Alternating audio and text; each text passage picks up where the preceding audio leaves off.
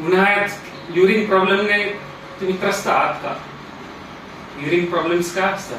लघवी वाटे, रक्त पडणे, लघवी ठिकाणी आग येणे, अजिबात लघवी न होणे, खूप गरम लघवी होणे, हे सगळे युरिन प्रॉब्लेम्स तर तुम्हाला या उन्हाळ्यात होत असतील तर हा व्हिडिओ तुमच्यासाठी. नमस्कार मित्रांनो, मी डॉक्टर पंकज राणे, पाचोरा येथे नारायणी आयुर्वेदिक पंचकर्म हॉस्पिटलच्या माध्यमातून रुग्णसेवा देत असतो. मित्रांनो, सध्या उन्हाळा खूप वाढलेला आहे आणि या वाढलेल्या उष्णतेमुळे शरीरावर खूप घातक परिणाम होतात आणि अशा वेळेस आपल्या सवयी जर चांगल्या नसतील तर त्याचा शरीरावर 100% परिणाम होतो आणि अशा वेळी तुम्ही काही उपाययोजना जरी केल्या तरी त्या सक्सेस होत नसतात. तर या ऋतूमध्ये सगळ्यात जास्त प्रॉब्लेम येतो तो म्हणजे लघवी वाटे उष्णता बाहेर पडण्याचा. भरपूर घाम येत असल्याने या वातावरणात लघवी फार कमी होत असते.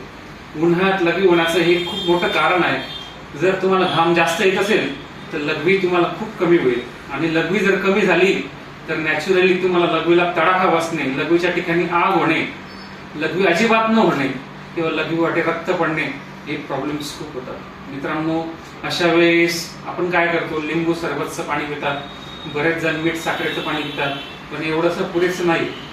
एवढ्याशाच गोष्टी झाल्यामुळे पूर्णपणे वॉटर लेवल मेंटेन होत नाही आणि त्यामुळे ती लघवी वाटेही अनावश्यक घटक घेऊन बाहेर पडत नाही आणि त्यामुळे लघवीला खूप प्रॉब्लेम. मित्रांनो, या वातावरणात पाणी तर प्यायचंच आहे. तुम्ही लिंबू सरबत पाणी प्या किंवा मीठ साखरेचं पाणी प्या, काही हरकत नाही. पण या व्यतिरिक्तही 2 गोष्टी तुम्ही निश्चित करायला हव्या. एक म्हणजे भाताचं पाणी. आपण जे भात बनवतो त्या भातामध्ये नेहमीपेक्षा प्रमाण कमी ठेवायचं, कमी तांदूळ घ्यायचे पण भरपूर पाणी टाकायचं आणि उकळून जे आहे 3 ग्लासचं 1 ग्लास करायचं. अशा पद्धतीचं भाताचं पाणी जे आहे पातळ एकदम, अशा पद्धतीचं पाणी जर तुम्ही सकाळ संध्याकाळ घ्याल तर निश्चितच दुसऱ्या दिवशी तुम्हाला फ्लोने युरिन होईल.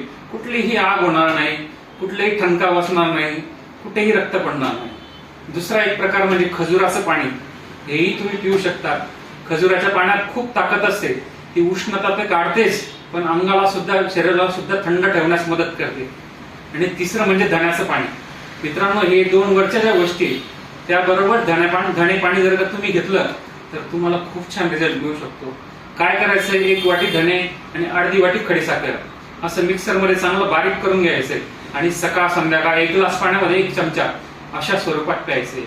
आता ह्या 3 गोष्टी ज्या आहेत त्या आपण नॉन डायबेटिक पेशंटला किंवा सामान्य माणसांना घेऊ शकतो. पण जर तुम्ही डायबेटिक पेशंट असाल तर फक्त धणे, तुम्ही काय करायचे? धण्यांचा वापर मी सांगतो त्या पद्धतीने करायचा. धणे हलके शेकून घ्यायचे आहे, खूप बारीक करायचे आहे आणि सकाळी 1 ग्लास पाण्यामध्ये 1 चमचा, संध्याकाळी 1 ग्लास पाण्यामध्ये 1 चमचा अशा स्वरूपात प्यायचे.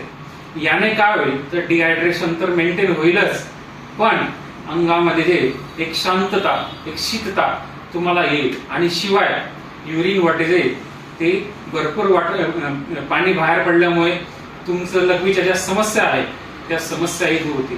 मित्रांनो, या वातावरणामध्ये लघवी संदर्भात खूप पेशंट थकलेले असतात. दिवसभर तर लघवी होत नाही पण सकाळी टॉयलेटच्या वेळी रुटीनला जी लघवी होत असते ती लघवी ही अतिशय कडक होत असते. मित्रांनो, मी तुम्हाला 3 ज्या गोष्टी सांगितल्या, एक म्हणजे भाताचं पाणी, दुसरं म्हणजे खजुराचं पाणी आणि तिसरं म्हणजे धणे साखरेचं पाणी. धणे साखरेचं पाणी वापरताना साखर जी आहे ती शक्यतो खडी साखर वापरायची आहे, रुटीनची साखर वापरायची नाही. तर या 3 गोष्टी निश्चित पाळा. पूर्ण तुमचा उन्हाळा हा सुखकर आणि आनंददायी होईल. तुम्ही जर बाहेर उन्हात फिरणारे किंवा सेल्समन असाल, शेतकरी असाल तर अशा व्यक्तींनी तर हे करणं तर फारच आवश्यक आहे. मित्रांनो, आपण अशा पद्धतीच्या आजारापासून त्रस्त असाल तर निश्चित आमच्या दवाखान्याला भेट द्या. आमचा पत्ता आहे नारायणी आयुर्वेदिक पंचकर्म हॉस्पिटल, डॉक्टर पंकज राणे, कृषी उत्पन्न बाजार समिती कॉम्प्लेक्स मध्ये, वरचा मजला, पोलीस लाईन समोर, Bhadgaon road, Pachora. Mobile number असेल 8788 65 89 41 आणि वेळ असेल सकाळी 11 ते संध्याकाळी 6 पर्यंत. मित्रांनो, ही माहिती तुम्हाला कशी वाटली? आमच्या YouTube चॅनलला निश्चित एकदा सबस्क्राईब करा, लाईक करा. धन्यवाद.